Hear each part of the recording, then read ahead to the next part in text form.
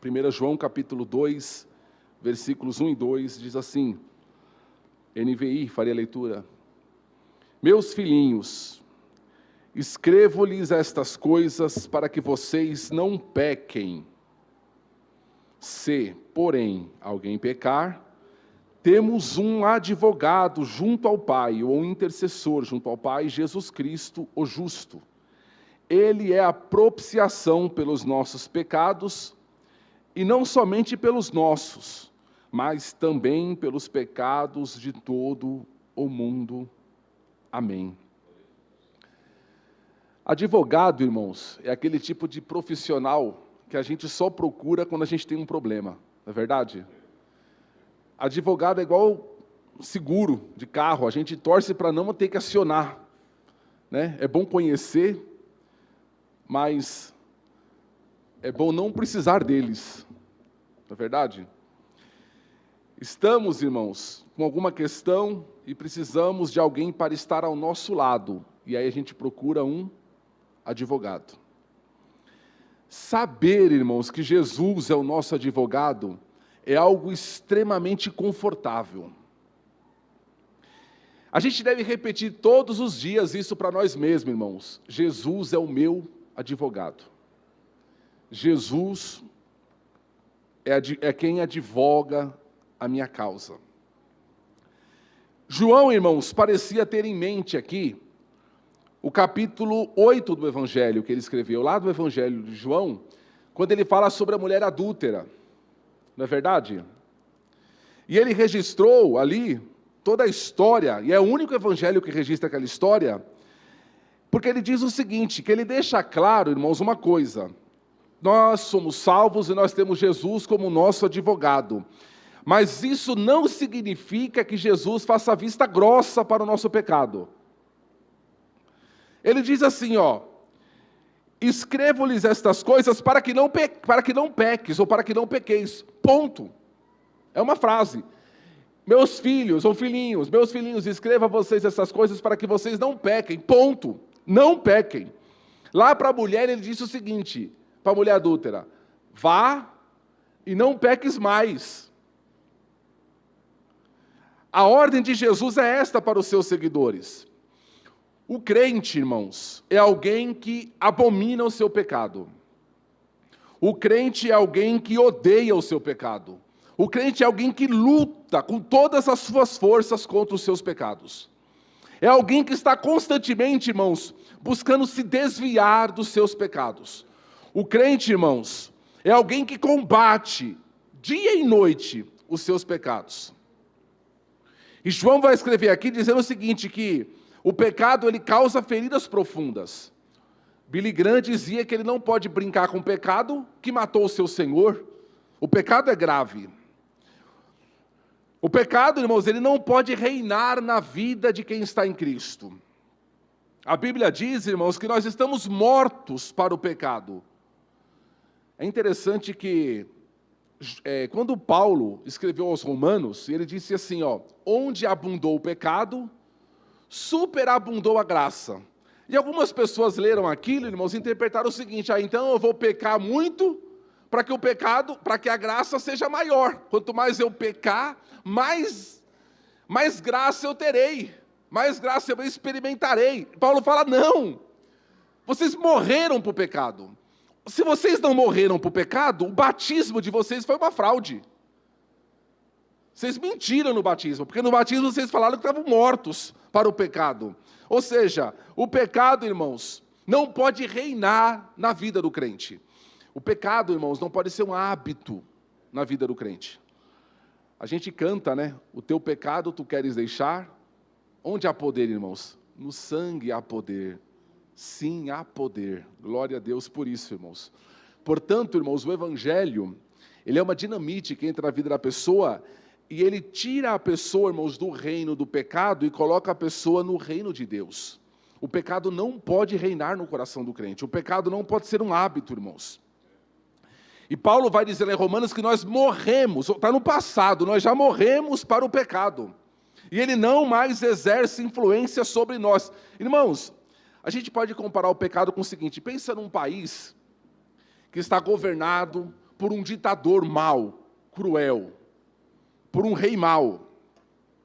E aí vem o rei bom, com seu exército, invade aquele país e tira aquele país do poder do rei mau. E passa ali a governar. Agora a nação está sob uma nova direção. Sabe quando você passa numa loja, num lugar que fala sob nova direção? É isso. O crente agora está sob nova direção, sob nova gestão, sob novo governo. Mas, irmãos, nesse país que está agora sob novo governo, existem alguns guerrilheiros que estão escondidos nas florestas, sabe? Nas montanhas, e que às vezes eles aparecem. Assim é a vida do crente, irmãos. Por quê, irmãos?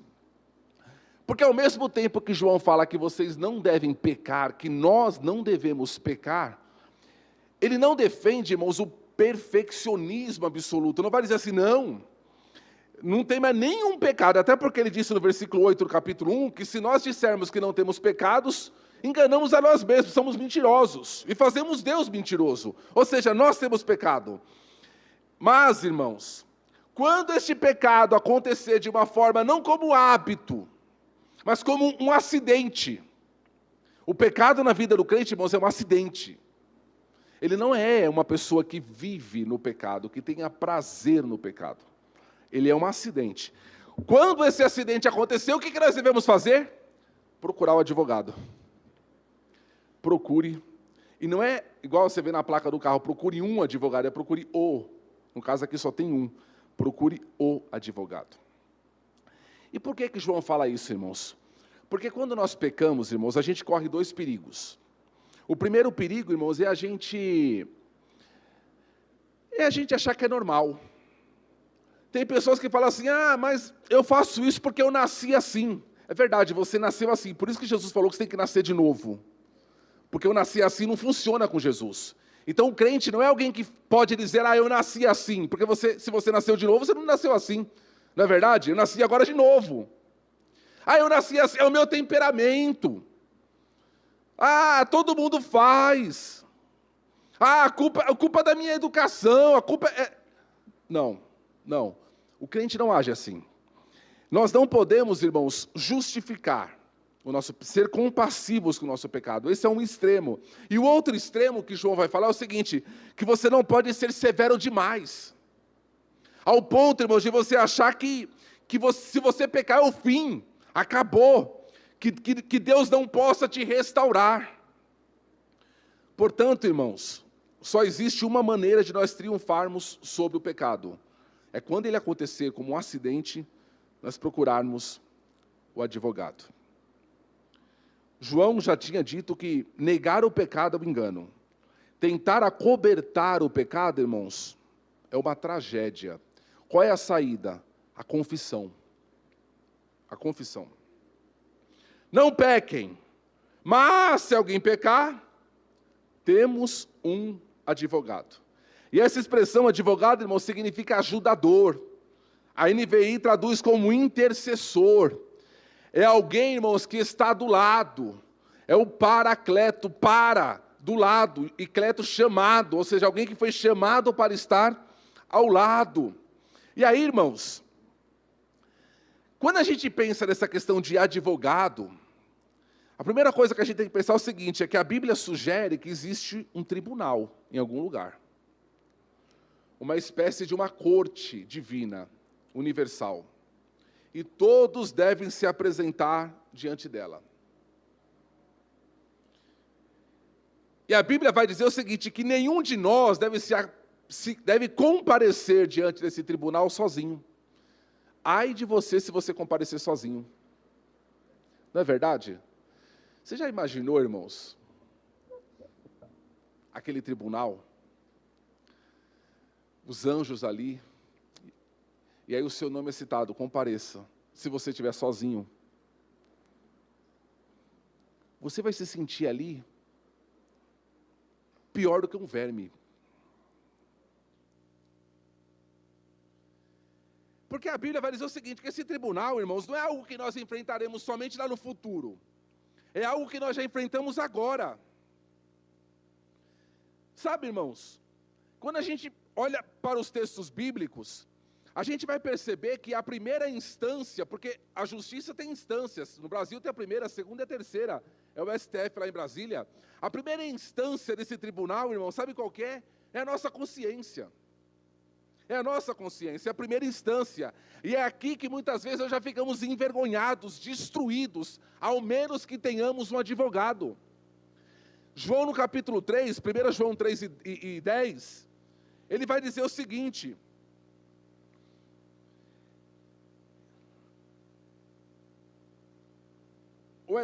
eu acho que é o 10, dá uma olhada aí para mim alguém. Vai dizer o seguinte, que se a nossa consciência nos condena ou nos acusa, maior é Deus do que a nossa consciência.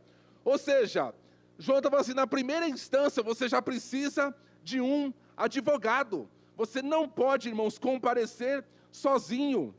É o versículo 20, João 3:20. Quando o nosso coração nos condenar, maior é Deus do que o nosso coração. Porque às vezes, irmãos, essa primeira instância, tem muita gente que já cai. Já fica a consciência dia e noite acusando a pessoa, e ela se sente ali sem força para continuar, irmãos. Então esse tribunal não fala somente de algo futuro, ele já acontece hoje. Aqui a ideia, irmãos, é jurídica. E por que, irmãos, a gente precisa de um advogado? Sabe por quê? Porque existe um acusador. O acusador, sabe qual que é? É no mundo aqui é o promotor. É aquele que vai falar, ele fez. E aqui está a prova. Ele é condenado. É alguém que vai apontar o dedo para nós e vai lançar inúmeras acusações contra nós. E João fala assim, ó, quando você estiver ali no tribunal e diante do acusador, você vai precisar do advogado. Vai precisar de alguém para estar do teu lado. A Bíblia diz, irmãos, que o diabo é o nosso acusador. A Bíblia fala, irmãos, que ele acusa os filhos de Deus de dia e de noite. Apocalipse 12, de 10 a 12. Ele acusa os filhos de Deus de dia e de noite. Tem um ditado antigo que os crentes antigamente falavam.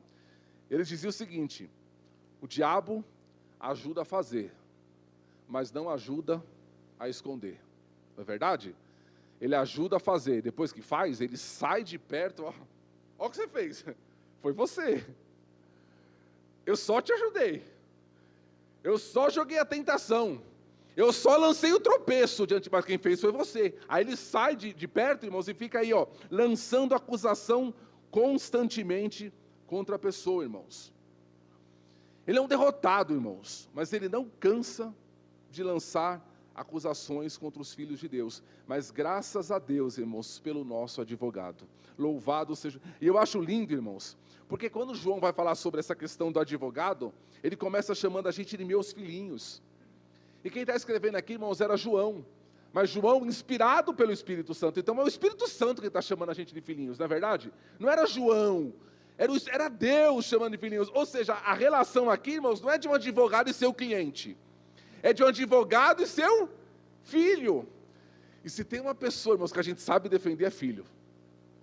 A gente vai até no último para defender um filho, não é verdade? Ah, irmão, pode falar mal de todo, pode falar mal de mim, pode falar mal dos irmãos da igreja, mas vai falar mal de um filho. Ixi, o Aldinho vira um bicho, irmãos. Então, se tem alguém que a gente sabe defender, irmãos, é o filho. E a Bíblia está chamando aqui, irmãos, filhinhos. Filhinhos. E sabe o que é interessante, irmãos, nessa questão? Quando a gente vai procurar um advogado, a primeira coisa que ele nos pede, sabe o que é? Uma procuração. Uma procuração.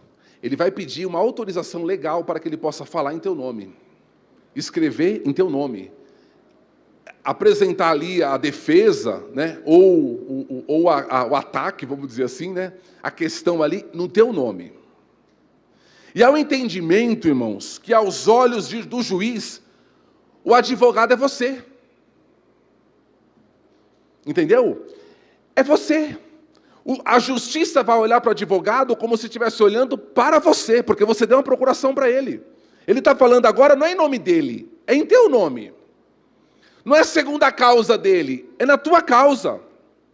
Ou seja, quando o juiz, irmãos, olha para o advogado, ele está vendo o réu, aqui no processo, ele simplesmente desaparece. Não sei quantos irmãos já compareceram aqui em processos, às vezes trabalhista. Muitas vezes a pessoa nem fala. Quem fala é o advogado, você nem fala. Tem juiz que às vezes pede você falar, mas tem caso que você nem fala nada. Porque o advogado ali é você. Se o réu gaguejar, irmãos, mas o advogado for eloquente, vai sair com eloquência a causa. Porque é o advogado que importa.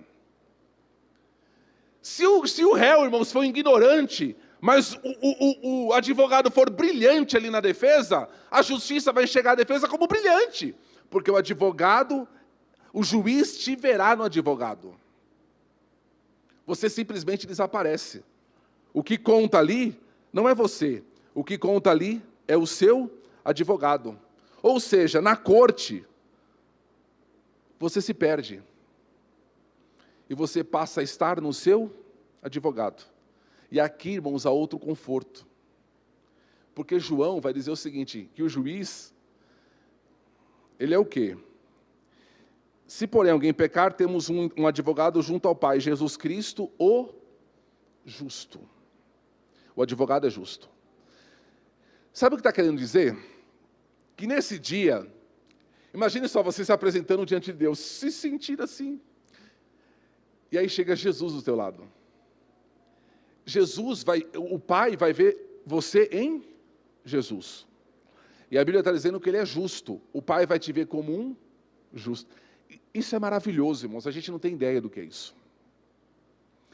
É Deus olhar para alguém como nós e falar, é justo. Ah, é justo. É justo. Porque você simplesmente se perdeu em seu advogado. Você desapareceu. E quem aparece é o advogado. E o método, irmãos, que Jesus vai utilizar na nossa causa, ele é diferente. Sabe por quê? Porque ele não veio para defender a nossa inocência. Não. Ele veio para mostrar a nossa culpa. Jesus não veio para mascarar a nossa situação, Ele veio para expor a nossa miséria. Irmãos, Jesus é o advogado dos culpados, não é dos inocentes. Ele é o médico de quem? Dos doentes. Eu não vim para os sãos, eu não vim para os justos. Quem se acha justo, quem se acha autossuficiente para comparecer sozinho diante do tribunal, que compareça. Eu vim para os doentes, eu vim para os culpados. Louvado seja Deus por isso. Então, quando Jesus, irmãos, comparece diante do Pai para apresentar a nossa defesa, irmãos, Ele não faz baseado nos nossos méritos. Ele é tão bonzinho. Ele se esforçou tanto. Não, Ele faz baseado no sacrifício da cruz. Aqui está o sangue. Ele é culpado, mas aqui está o sangue. Ela é culpada, mas aqui está o sangue. Aqui está o sacrifício. E o sangue é perfeito. E o sangue fala alto. E o sangue é justo. Entende? Ele não vai te defender, mas ali. Porque tem gente que acha, irmãos, que Jesus é um intercessor, porque Jesus fica lá todo dia dizendo, Pai, dá mais uma chance, Pai. Ele errou de novo, mas amanhã, quem sabe, ele vai acertar. Aí no dia seguinte, Jesus vai de novo, Pai, mas ele errou de novo, dá mais uma. E aí fica aquela importunação com Deus, não é isso não. Jesus, ele não vai lá para falar dos nossos méritos, ele vai lá para falar do sangue, da cruz, do sacrifício. E ele apresentando ali a prova de que ele é culpado, mas a sentença já foi paga, ele se torna justo, nós nos tornamos justos. É isso que o João está falando. Se pecarmos, temos um advogado. Porque esse advogado, irmãos, ele não veio simplesmente para estar do nosso lado, ele veio para estar no nosso lugar. Ele é culpado e eu pago a sentença por ele. Que advogado que faz isso? Por isso que eu falo, irmãos, que ele chamou de filhos. Não era a relação de um advogado e de um cliente, era de filho. Porque só um filho para a gente fazer isso. Está culpado. Eu pago no lugar dele. Pode cobrar de mim.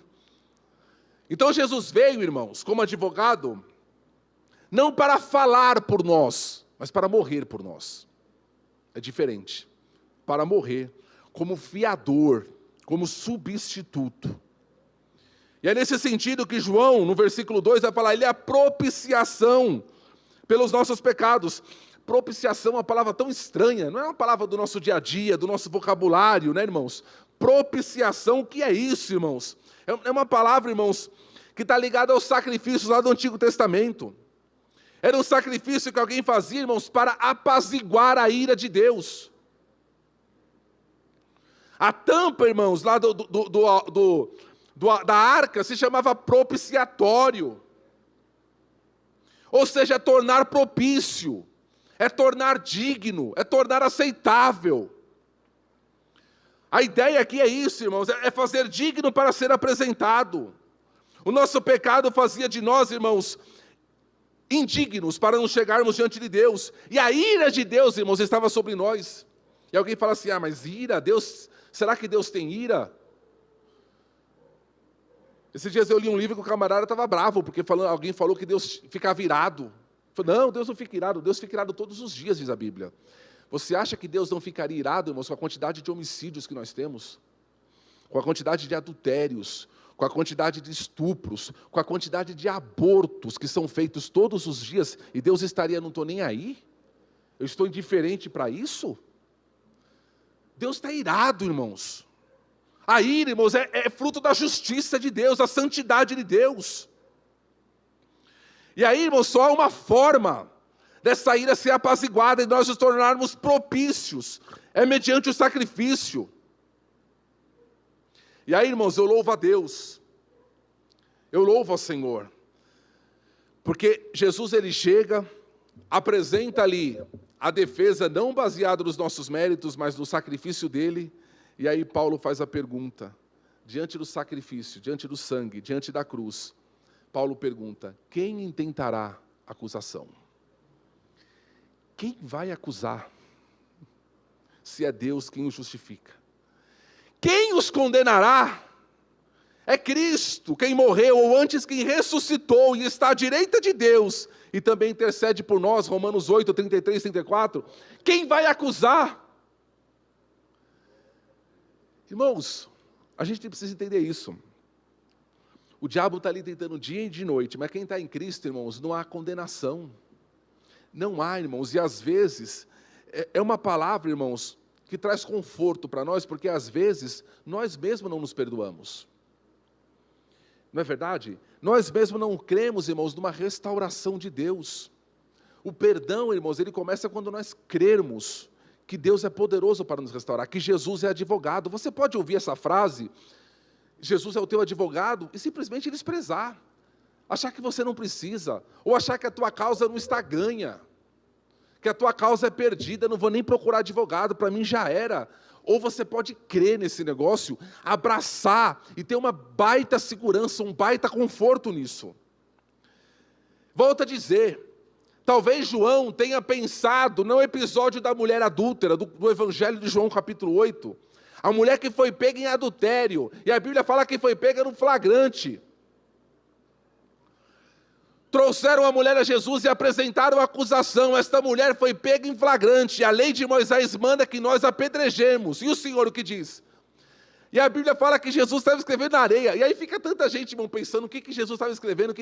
Se a Bíblia fala se a Bíblia não diz o que era, não importa o que era. Sabe o que eu entendo ali, irmãos? Quando fala que Jesus estava escrevendo na areia, é que Jesus não estava nem aí para a acusação.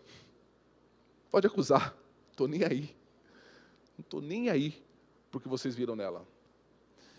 Irmãos, eles queriam apedrejar aquela mulher, mas eles levaram a mulher para o lugar errado. Levaram a mulher para o advogado de toda a terra, de todo pecador. Ela estava condenada, irmãos, no tribunal da religião, ela estava condenada no tribunal dos homens. Mas ali estava um advogado, irmãos, que apresentou uma defesa, irmãos, que todos foram embora. Vai, mulher, e não peques mais. O endemoniado gadareno, irmãos, estava condenado pela sociedade. Estava condenado a viver com os mortos. Quem poderia absorver aquele homem, irmãos? Até que o advogado apareceu ali. Vai, e fale, conte, quão grandes coisas fez o Senhor por ti. O ladrão da cruz, irmãos, condenado pelo tribunal de Roma, mas ele foi crucificado, irmãos, no dia certo, porque naquele dia, outra pessoa seria crucificada do lado dele, era o advogado. seria morto, irmãos, do lado do autor da vida. Sabe o que aconteceu? Hoje mesmo estarás comigo no paraíso. Creia nesta palavra, irmãos. Esta palavra é um consolo para nós, irmãos. Não peques. Lute contra o teu pecado. Aborreça o teu pecado no último. Mas, se por acidente você pecar, saiba que você tem um advogado lá em cima, à direita do Pai. Ele nunca perdeu uma causa.